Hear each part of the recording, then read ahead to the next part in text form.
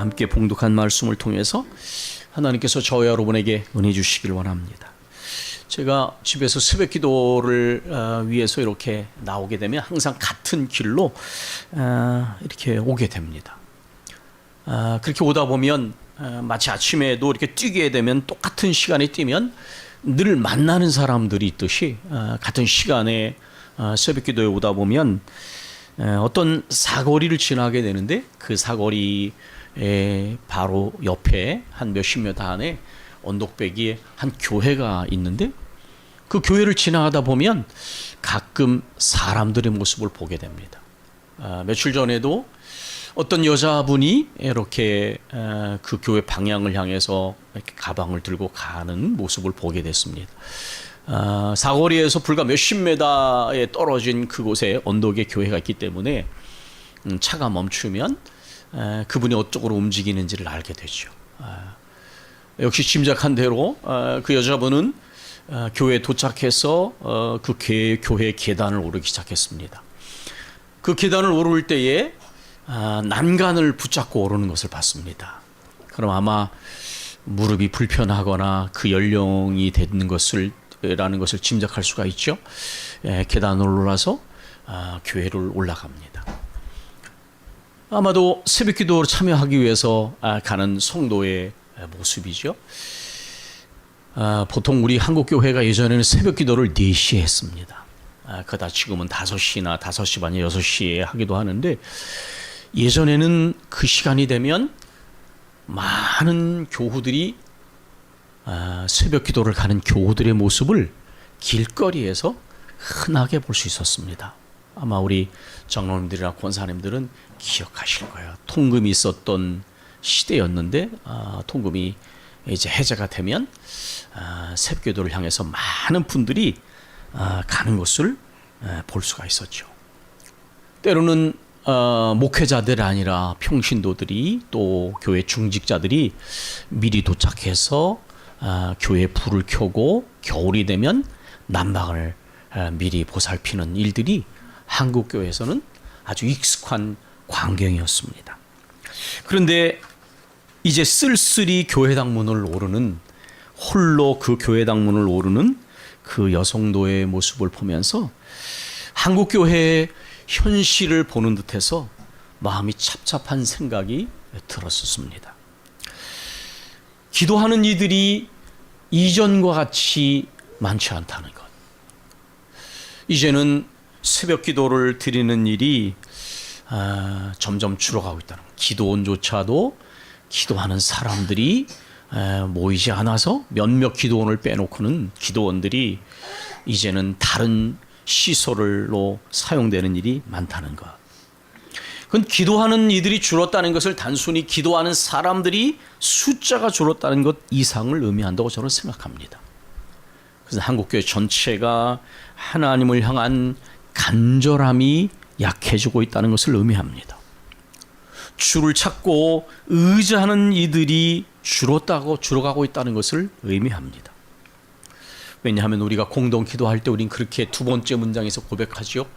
기도는 전적으로 주만 의지하고 전적으로 주만 신뢰하고 주께만 소망을 두는 믿음의 표현입니다. 종교적 행위가 아니라 그것은 신앙의 근본적 마음의 표현이 기도이기 때문입니다. 만약 그렇지 않다면 우리의 기도는 바리새인들의 기도처럼 될 것입니다. 종교적 파편적 행위를 행하는 것 이상을 넘어설 수 없을 것입니다. 그러나 기도는 정말 전적으로 주만 신뢰하고 주만 의지하고 주께만 소망을 두는 사람들이 선택이 아니라 필수적으로 하나님을 향하여 나아갈 때 나타나는 믿음의 모습입니다. 기도하는 이들이 줄어들었고 점점 줄어들고 있다고 하는 것은 사람들이 다른 데서 의지처를 찾고 다른 데서 기쁨과 소망을 발견하고 있다는 것의 반증이기도 합니다. 오늘도 이렇게 교회를 올 때 많은 분들이 들로 산으로 이제 찾아나가죠. 얼마나 좋은 날씨 속에. 교회가 추구할 영적인 매력이 줄어들면서 많은 사람들이 영적인 플로팅을 합니다. 가난한 신자가 늘어가죠. 하나님을 전적으로 의지하고 하나님 안에서 소망과 기쁨을 발견하는 경건한 사람들의 숫자가 희소해지고 있습니다. 그러나 언제나 우리는 우리 시대를 보며 위기를 말하지만 모든 영역 속에 위기를 말하지 않은 시대는 거의 없었던 것 같습니다. 사실 우리가 신앙생활 환경은 그렇게 나쁘지 않습니다. 생명을 걸고 신앙을 지키기 위해 우리는 노력할 필요가 없지 않습니까? 얼마든지 원하면 자유롭게 신앙생활 할 수 있는 그런 시대입니다. 오히려 이러한 것들이 우리에게는 위기를 가져둔 것인지도 모르겠습니다. 성경의 역사를 보면 경건한 사람들, 하나님이 찾으시는 경건한 사람들의 숫자는 그렇게 생각처럼 많지 않았습니다. 희소한 경우가 때로는 많았고요. 또 심지어 거의 찾아보기 어려워서 엘리야가 탄식한 것처럼 주여 나만 남았나이다 이렇게 말하는 그런 시대들도 드물지 않았었습니다. 오늘 시편 12편에 다윗의 시로 된 이 시편에서 이렇게 말하지 않습니까? 여호와여 도우소서. 경건한 자가 끊어지며 충실한 자들이 인생 중에 없어지니이다. 이렇게 말하고 있습니다. 경건한 자들이 점점점 희소해져서 끊어지고 있나이다. 이렇게 탄식하고 있는 것이죠. 그들이 이웃에게 각기 거짓을 말하며 아첨하는 입술과 두 마음으로 말하는도다.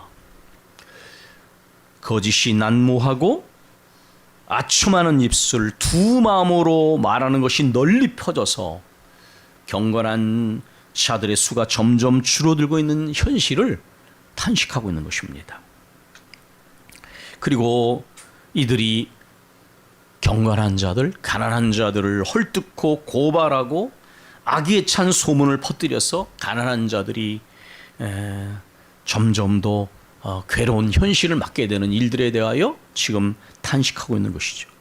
부패한 시대의 총체적 특징입니다. 거짓이 두 마음이 널리 퍼지는 것은 부패한 시대의 공통적인 현실입니다. 호세아는 이렇게 말합니다. 4장에서 이스라엘 자손들아 여호와의 말씀을 들으라. 여호와께서 이 땅 거민과 논쟁하시나니 이 땅에는 진실도 없고 인애 사랑도 없고 하나님 아는 지식도 없고 오직 저주와 속임 살인과 도둑질 간음뿐이요 포악하여 피가 피를 뒤이민이라. 이렇게 1절 2절에서 말하고 있습니다. 제가 좀 과장하는지 모르지만 저는 우리 한국 사회에서 진정성이 아주 약하다고 생각하는 사람 중에 하나입니다. 한국 교회가 아무리 개혁을 말해도 저는 개혁하기 어렵다고 생각합니다. 왜냐하면 진정성과 진실성이 심각하게 약화되어 있기 때문에 영리하게 말하고 그리고 뛰어난 능력을 가진 사람은 교회 안팎에 분명히 많이 있습니다. 그러나 손해가 날지라도 신의를 지키는 사람이 과연 몇 명이나 되는가? 마음의 겸손함과 진실함을 가지고 하나님을 두려워하면서 정말 끝까지 신의를 지키는 사람이 과연 한국교회 몇 명이 되는가? 개혁을 외치는 사람은 많지만 개혁이 일어나지 않는 이유가 무엇입니까? 저는 진정성과 진실성이 사라지고 있기 때문이라고 생각합니다. 우리가 조금 덜 지혜로워도 진실하면 진정성을 가지면 믿을 수가 있죠. 그러나 아무리 멋있는 말을 하고 지혜로운 말을 해도 진정성과 진실성을 갖지 못하는 사람을 우리는 믿을 수가 없습니다. 한국교회가 진정성과 진실성을 회복하지 않으면 개혁은 저는 불가능하다고 생각합니다. 한국 사회가 전체적으로 몇 명만 모여도 비합리적인 것을 걸러내고 거짓된 것을 걸러낼 수 있는 그러한 기본적인 힘이 한국 사회에 있는가? 저는 없다고 생각합니다. 영리한 사람, 지혜로운 사람, 실력 있는 사람, 뛰어난 사람은 아주 많습니다. 그러나 말씀드린 것처럼 손해가 나더라도 끝까지 신의를 지키는 사람, 진실과 정직으로 사람을 대해서 안심하고 믿을 수 있는 사람, 사회 전체가 근본적 그런 신뢰를 가지고 있는 사회, 무엇보다 하나님을 섬기는 사람들로서 하나님을 심장과 폐부를 살피시는 하나님 앞에 하나님이 두렵기 때문에 진실할 수 있고, 사람을 대할 때도 진실할 수 있고 정직할 수 있는 교회인가. 이런 관점에서 보면 왜 한국 사회가 그렇게 변하기가 어렵고, 왜 한국 교회가 아무리 개혁을 외쳐도 개혁되지 못하는가. 바로 근본적 원인이 거기에 있지 않나 생각해 봅니다. 오늘 시편 12편에서 말한 이 악의 현실은, 문제는 하나님을 모르는 사람들의 모습이 아닙니다. 명색이 하나님의 백성들이라고 일컬어지는 자들이지만은 하나님께서 주신 은혜의 언어를, 이 진실과 정직이 담겨 있는 은혜의 언어를 거짓과 아첨으로 더럽히는 악인들이 하나님의 이름을 일컬어지는 백성들이었다는 것입니다. 이들 때문에 억압받고 빼앗긴 가난한 자들이 탄식하는 것이죠. 우리 성경에 나오는 악인은 상당히 많은 경우에 하나님을 모르는 자들이 아닙니다. 하나님을 알고 있지만 부패되어진 자들을 언급하는 경우가 아주 많습니다. 진실함과 진정성이 사라지고 있습니다. 하나님에 대한 경건한 두려움이 사라지면, 여호와를 아는 거룩한 지식이 결핍되면 이런 일이 생겨나는데, 우리 모두가 거기서 자유스러울 수 없지만 유감스럽게도 한국의 현실, 한국 교회의 현실이 바로 이런 근본적인 문제와 연관이 되어 있다는 것입니다. 그러나 하나님께서는 이런 현실을 묵과하지 않으십니다. 악인들에 의해서 눌리고 그래서 탄식하는 자들의 절규와 부르짖음을 묵과하지 않으신다는 것입니다. 그러나 하나님의 이름을 빙자해서 두 마음을 품고 거짓되고 아첨된 입술을 벌리는 자들은 하나님께서는 말씀하십니다. 내가 그들을 버리고 이런 자들이 부르짖을 때에 내가 응답하지 않을 것이다. 성경에는 가난한 자들의 경건이 많이 등장합니다. 욕과 같이 영향력 있는 사람들의 경건도 있지만 성경에 나오는 경건은 대개가 가난한 자들의 경건입니다. 그는 문자 그대로 물질적으로도 가난한 사람들을 의미할 때가 많습니다. 왜냐하면 물질적으로 가난한 사람, 힘없는 사람들은 의지할 것이 없기 때문입니다. 그래서 그들이 하나님을 의지하는 마음의 자세는 많은 것을 가지고 영향이 있는 사람들의 마음 자세와는 굉장히 다릅니다. 간절함에, 진실함에, 주를 의지함의 정도가 절대로 똑같지 않습니다. 가난한 자들의 경건, 힘 있는 자들에 대해서 억압받고 그리하여 탄식 가운데 부르짖는 자들의 그 부르짖음을 하나님은 기억하십니다. 그래서 여호와께서 모든 아첨하는 입술과 자랑하는 혀를 끊으시리니 그들이 말하기를 우리의 혀가 이기리라. 우리 입술은 우리의 것이니 우리를 주관할 자 누구리요 하미로다. 성경은 대조법을 자주 쓰고 있습니다. 여러분께서 이 본문을 잠깐 보셔도 모르시겠지만 여기에 보면 두 가지 언어가 명확하게 구분되고 있습니다.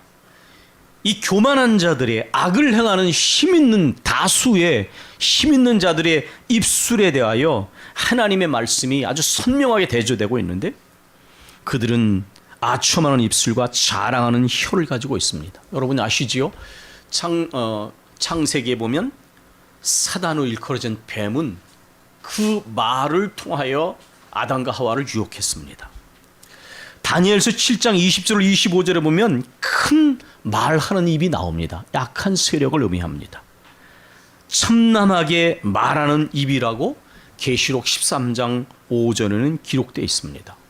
이 모든 것들은 사단의 세력이요 거짓 선지자의 영향력을 의미하는 단어들입니다. 히틀러의 선전 장관이었던 괴벨스는 선동하는 일에 아주 뛰어난 사람이었습니다. 그거 말하지 않습니까? 이 모략적 전술, 다 거짓말을 하면 믿을 수가 없죠. 그러니까 어떻게 하냐면 적당히 진실과 거짓을 섞는데 진실을 8 정도 하고 2 정도를 거짓을 섞으면 사람들은 거의 넘어갑니다. 당시에 나치에 의해서 독일 교회 전체가 그렇게 철학자와 신학자의 나라는 가 있는 그곳에서 얼마나 많은 지식인들과 독일 교회 전체가 이 히틀러와 괴벨스에서 선동을 당했습니까? 얼마나 기만을 당했습니까? 거짓말은 잘 통합니다. 진실은 쉽게 외면을 당합니다. 저도 목사로 30년을 살면서 그런 일을 자주 경험했어요. 말을 잘하고 영리하게 만드는 아주 똑똑한 사람들에 의해서 얼마나 선하고 힘없는 진실한 사람들이 기만을 당하는지 너무나 많이 봤어요. 겸손조차도 겸손해 보이면 인기를 얻을 수 있기 때문에 누가 말하듯 겸손의 표시도 내기 조심스러워지는 시대에 진실과 정직이 무너지면 이런 일들이 일어납니다. 오늘날은 경건도 이익의 재료로 생각하고 자기 자신을 드러내는 좋은 재료가 되지 않습니까? 모든 것들이 무너지고 있는 시대에는 이런 일들이 많이 일어납니다. 그러나 하나님은 말씀하십니다. 여호와의 말씀에, 이것은 시편에 하나님이 말씀하신 그 직접적인 표현이 드러나는 곳 중에 하나입니다. 시편 90편도 그렇고요, 91편도 그렇고 여호와의 말씀에 가련한 자들의 눌림과 궁핍한 자들의 탄식으로 말미암아 내가 이제 일어나 그를 그가 원하는 안전지대에 두리라 하시도다. 하나님은 눌리고 탄식하는 가운데 간절히 주를 찾는 자들의 부르짖음과 탄식을 그냥 묵과하지 않으십니다. 그들에게 응답하셔서 그를 안전지대에 두신다. 그래서 시편 기자들은 말합니다. 여호와는 나의 반석이시요 나의 피할 바위시요 나의 피난처가 되십니다. 인간의 말은 그대로 믿기가 어렵습니다. 근본적인 신뢰가 무너진 사회와 관계 속에서는 그냥 믿어서는 안 됩니다.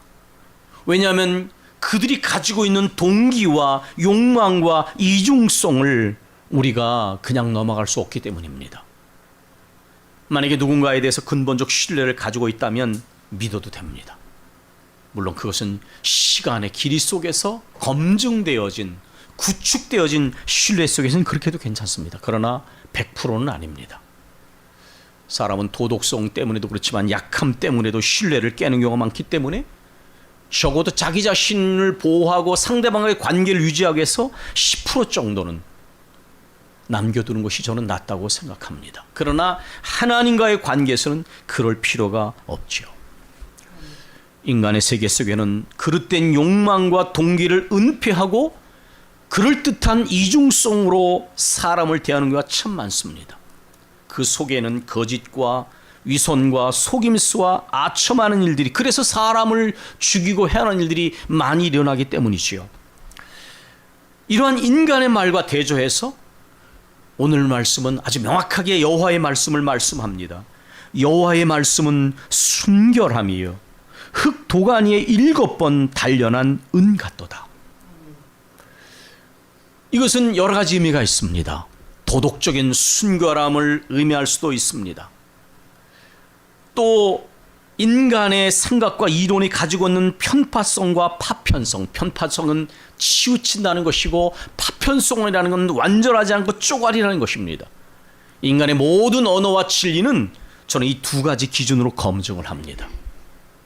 어떤 부분이 진리의 쪼가리를 가지고 있으나 어떤 부분을 결여하고 있는지, 어떤 부분을 제대로 얘기하지만 어떤 부분을 치우치게 얘기하는지, 그 검증을 늘 이 두 가지 기준으로 취합니다.